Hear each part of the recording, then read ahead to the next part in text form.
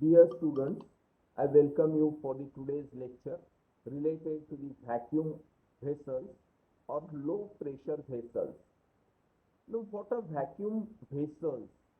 The vessels which are operated below the atmospheric pressure, below the atmospheric pressure, or sometimes the pressure inside the vessel can be more than atmospheric, but its surrounding pressure or its jacket pressure is still higher than the inner pressure of the vessel. That is why we call it a low pressure vessels. Vacuum vessels, that is below atmospheric pressure. P is the PA is our atmospheric pressure, and when we are reducing below the atmospheric pressure, there's your vacuum vessels. And the second, that is the vessels, there is a certain pressure P, and this pressure P is greater than the atmospheric pressure, but around this vessel there is a certain jacket or some arrangement which is there, where this pressure P1 or the surrounding pressure is greater. So this PS is greater than inside pressure, that is the low pressure vessels. So these two types of the vessels that we are going to discuss related to the designing the vessels. We have talked related to the pressure vessel, where we have used the formula PD to calculate the thickness, PD, which is equal to 2FJ. So this formula, basic formula for calculation of the thickness. But the pressure vessels or the high pressure vessels, when we are using, now high pressure vessels are also there, in which the vessel is operated above 15 or 20 kgs per centimeter square. So these vessels, they are to be designed with the specific considerations. The major thing that the failure should not occur. Vessel should not get damaged.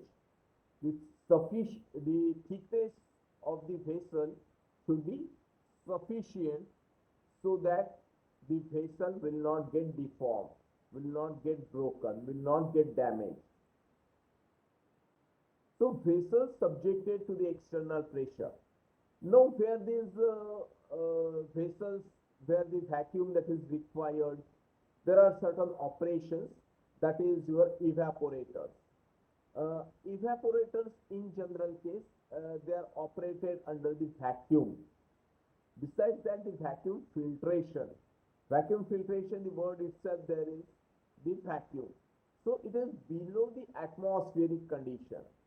Then flash chambers. What is there in the flash chamber? Suddenly the high pressure fluid that comes into the vessel, and you get a very high area, so that there is a pressure drop that will be observed. A high pressure fluid, and in a vessel the pressure is low, so that the whatever the vapor that will be there, because of the surface volume that is increased, the pressure that will get reduced. So that happens in case of a flash chamber. Then vacuum distillation that is there. So these are the basic processes.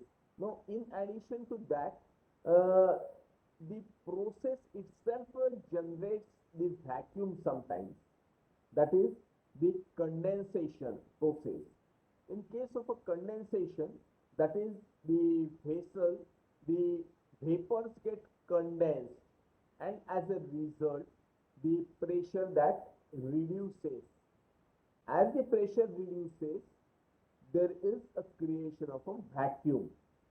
So the process of condensation of gases or certain steam that the vacuum may create in such vessels where the condensation takes place. Now, unlike the internal pressure vessels, designing this external pressure vessel is somewhat difficult. It is not as simple as that using the basic formula of thickness, which is equal to PD upon 2Fj or PD upon 4Fj for your cylindrical vessels and for spherical vessels. So what is the how to design the vacuum vessels now? So we will consider some design aspects for this vacuum vessel.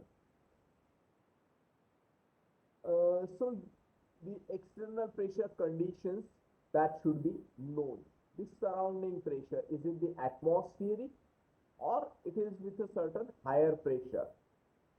So the vessels subjected to the external pressure may fail at well below the yield strength of a material.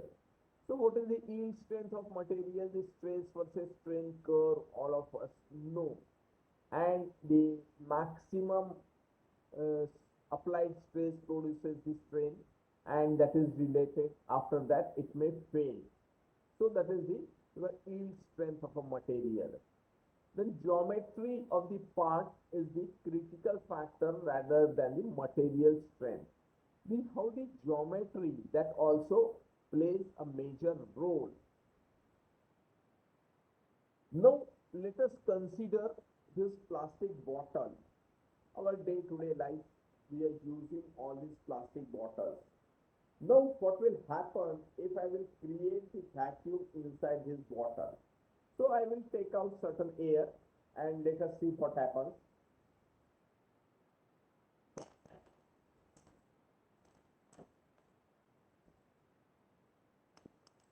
So it gets deformed in its shape. So deformation of the shape, the dismantling of the shape, and as a result it can break. So that is one of the reasons what vacuum creates. Now second thing, that the geometry.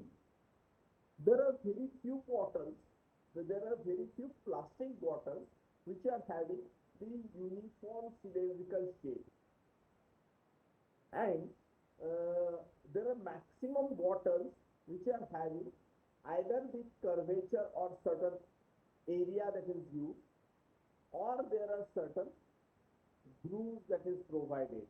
Everywhere some design that is provided. Isn't it? It is not only the design, but it is for increasing the strength of a vessel, strength of a bottle. Now you will think that what are these grooves, how they can increase the strength of this bottle. They will act as a stiffening ring. So these are nothing but the stiffening rings, where in this section the more availability of the material, as there is a groove, the amount of the material that will be more in this section. And here the non-uniformity of the shape that is also observed. So these two factors helps in designing. The geometry of the part is a critical factor rather than the material strength. So material strength is same, but I am changing the shape of a geometry. It's not uniform. It's certain changes is observed in the shape. Then if the design is not adequate, then a decision is made to either bump up the shell thickness. So there are options. Now if you will see the different types of bottle where the shapes are uniform, in that cases the thickness of a material is more in comparison. You have to remember, you can see that what can be the thickness for this bottle and what can be the thickness when I am using a cylindrical bottle. So the thickness will be more when I am using a cylindrical bottle with a uniform surface. There are no grooves. So the material cost that will increase. Now we can provide the stiffening rings. Stiffening rings are nothing but the extra additional material that will be provided. Now let us look at this mobile cover, and you can see the extra material or the extra material that is provided here. So this will act as a additional strength, and similarly such rings, now you can say that this is the ring. This ring will increase the strength. So here complete rings that is provided, grooves, you can see that this, this and this, all this extra material that is provided in a ring format. It is depending on the design. So it's all such things has to be applied to this bottle also to increase its strength. Now in this bottle we are providing the grooves. Sometimes we are providing a certain angle inside this bottle or certain angle welded outside this vessel, so that I can provide the extra additional material which will increase the strength, and they are called the stiffening rings. Stiffening rings which will increase the strength. So extra additional ring that will be provided. I am providing this extra additional ring either from the outside or from the inside of the vessel. So this extra ring has to be provided either from the outside or the inside of the vessel at a certain distance. So I can provide this 3 different rings or 4 different rings, so that it will increase the strength.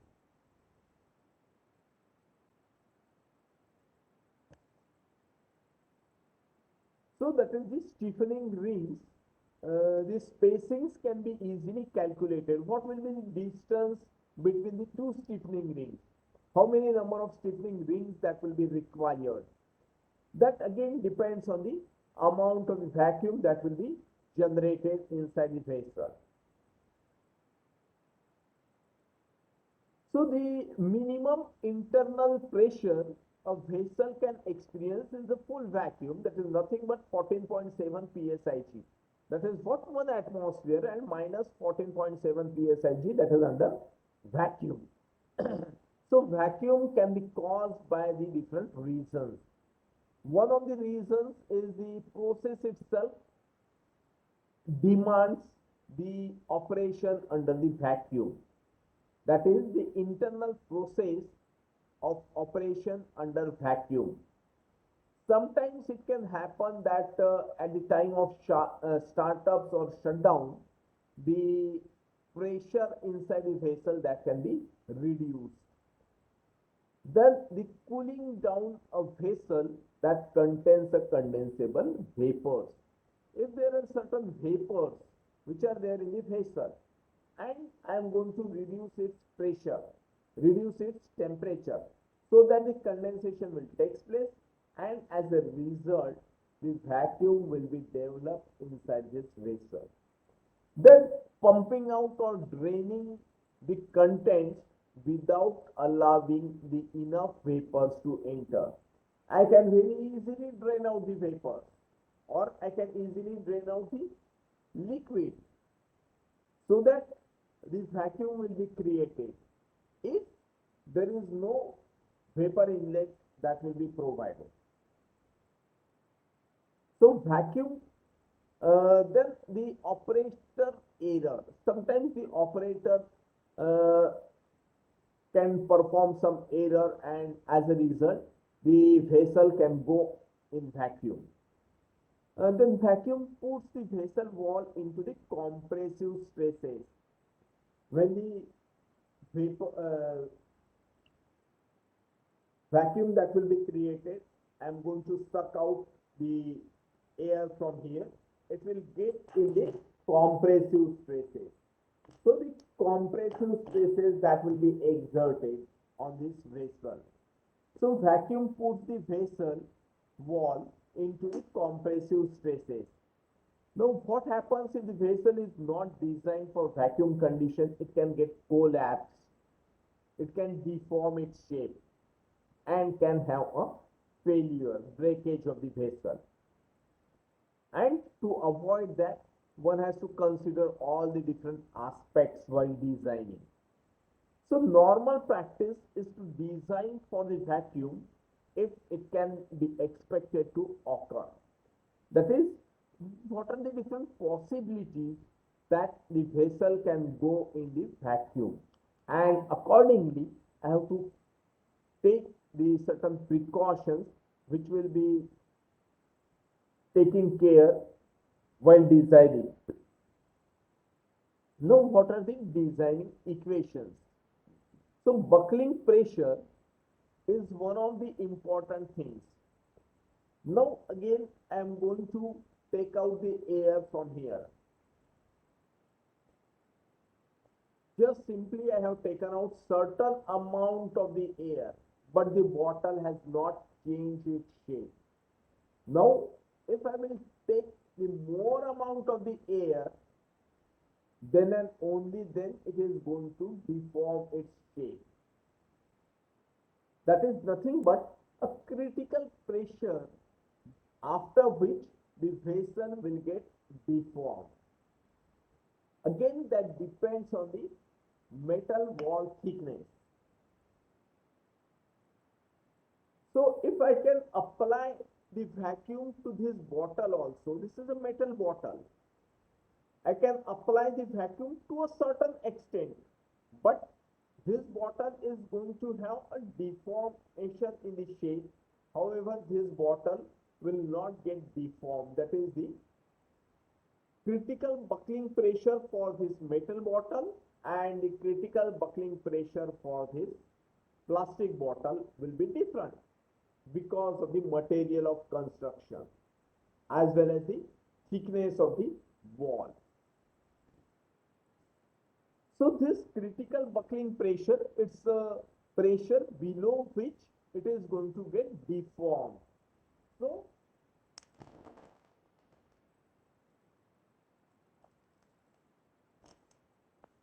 this bottle that got deformed, and because of the vapor which is taken out below the critical buckling pressure, where Pc is the critical buckling pressure, which is equal to 2.42 E. E is the Young's modulus of elasticity into bracket 1 minus mu square. Mu is Poisson's ratio of the material, volt raised to 0.75 into T upon D. T is the vessel thickness, DO is the outside diameter of the vessel, and L, that is the distance between the stiffening rings. Again, that considering this as your stiffening ring, the distance between the two stiffening rings, that is nothing but the L, the spacing between the two stiffening rings, minus 0.45 into bracket T upon DO raised to 2.5. This is how the critical buckling pressure that can be calculated depending on the stiffening ring, Poisson's ratio of the material, vessel wall thickness, and the Young's modulus of elasticity. Now these stiffening rings are the structural plates or the sections welded to the cylindrical shell of a vessel. So these are nothing but the structural plates or structural angles which helps to increase the vessel strength. These are welded to the cylindrical shell of the vessel. These vacuum operated vessels are provided with the stiffening rings either on the outer surface or on the inner surface of the vessel. These vacuum operated vessels are provided with the stiffening rings either on the outer surface of the vessel or on the inner surface of the vessel. That means on the outside as well as on the inside I can provide the stiffening rings. The next is the moment of inertia of the stiffening rings is calculated by using this formula, that is I, which is equal to Pc into dO cube L upon E whole upon 24. That is how the moment of inertia is calculated, which is requiring the critical buckling pressure Pc. Then critical compressive stress due to the critical pressure. So what will be the compressive stresses? Because as I am going to remove the air from the vessel, it gets compressed, compressive stresses, and because of that the deformation in the vessel that will be observed. So this is the compressive stresses that is required to be calculated. So this is Fc, which is equal to Pc into bracket dO upon 2T. That is our basic formula. Thickness calculation, which is equal to PD upon 2 Fc. Then the compressive failure, that is the buckling in the vacuum vessel.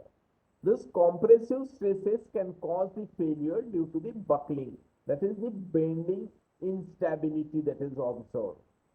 So this bulk failure will occur when the normal compressive stresses exceeds the E stresses. So when the buckling that will be observed, that is the normal compressive stresses exceeds the E stresses of the material, then the failure of the vessel will be observed. So the cylindrical pressure vessels subjected to the external pressure are subjected to the compressive hook stresses. So that sigma h, which is equal to PD upon 2T, the same thing. And considering the length L of the vessel, the compressive hook stresses is given by. So when you consider the L, that is the spacing between the stiffening rings, your formula is a little bit changed. That is the sigma HL upon T, which is equal to the delta P dL upon 2. So this is, we are treating this vessel as an encasted beam of the length pi d. Pi d is nothing but your circumference. So length is taken as your circumference and the breadth is L. This design is related to the cylindrical vessel. Now we will consider the basic formulas which are required for the designing of a spherical vessel. So a little bit changes in the formula that is there. Now the critical buckling pressure Pc for the spherical vessel, that is calculated as At into bracket 3 into bracket 1 minus mu square raised to 0.5 into T upon dO square. So this is the critical buckling pressure formula for spherical vessels. Then what will be the compressive stresses in case of a spherical vessel? That is Fc, which is equal to PdO upon 4T. It will be the 4T instead of the 2T. For 2T, it is related to the cylindrical vessel, and for the spherical vessel, it is the 4T. Now substituting this value of Pc from the above equation, and one can calculate the Fc, that is the compressive stresses. So I have substituted this Pc values from the above equation. Then what? So the design aspects of low pressure vessels, unlike the vessels which are designed for the internal pressure alone, there is no such single formula or the unique design which fits the external pressure conditions. So the vessels subjected to the external pressure may fail at well below the yield strength of a material. The geometry of the part is a critical factor rather than the mechanical strength. How the geometry, what is the shape, that also we have seen. Then when the vessels are designed for both the internal and external pressure, it is common practice first to determine the shell thickness required for the internal pressure condition and then check that That means first I am going to design or calculate the thickness, and then I am going to verify it with the allowable external pressure and conditions. So check that thickness for the maximum allowable external pressure conditions. And if the design is not adequate, then a decision is made to either increase the shell thickness or bump up the shell thickness to the next thickness of a plate which is available. Or there are the different options. One option is to increase the thickness, or second option is to add the stiffening rings so that the strength that will be added. So this adding the stiffening rings can reduce the L value, that is the spacing between the two stiffening rings. So this stiffening ring spacing can be easily calculated to suit the vessel configuration. Now considering the economic considerations, we are having either to increase the shell thickness to remove the stiffening rings, or using the thinnest shell with the maximum number of stiffening rings. So one has to optimize between the shell thickness and the number of the stiffening rings also, because when we are considering the stiffening rings, you have to add the extra material. Not only that, we have to do the welding of that angle stiffening rings to the base vessel. So one has to do or select the optimum economic considerations. So the optimum solution lies somewhere between these two extremes. That is typically the utilization of the rings with a spacing of 2D, 2 times the diameter for the vessel diameter up to about 8 feet in diameter, and a ring spacing of approximately D for diameter greater than the 8 feet. So there is if the diameter is below 8 feet, I am going to use the spacing as 2D. And the utilization of ring with the spacings of 2D, that is L, for the vessel diameter up to about 8 feet. And if the vessel diameter is greater than 8 feet, then the spacing of approximately equals to the D diameter, vessel diameter, can be taken into consideration.